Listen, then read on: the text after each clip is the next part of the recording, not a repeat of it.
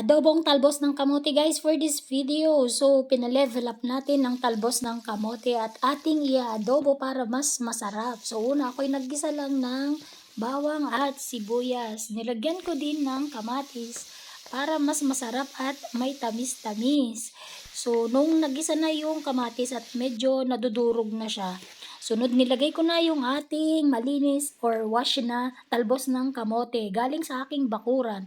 Nilagyan ko ng oyster sauce, soy sauce, saka ko pinakuluan guys.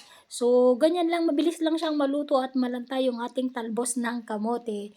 Tapos kunting halo-halo para mag-blend yung ating nilagay na pampalasa sa ating adobong kamote. Tapos ayan na, so ready to serve na yan guys. Mas magandang malutong siyang ihain para mas masarap. So mas masarap siya lalo kapag may kapares na pritong isda. Salamat guys sa panonood lagi ng aking video at tapusin sana lagi ito hanggang sa dulo. Bye!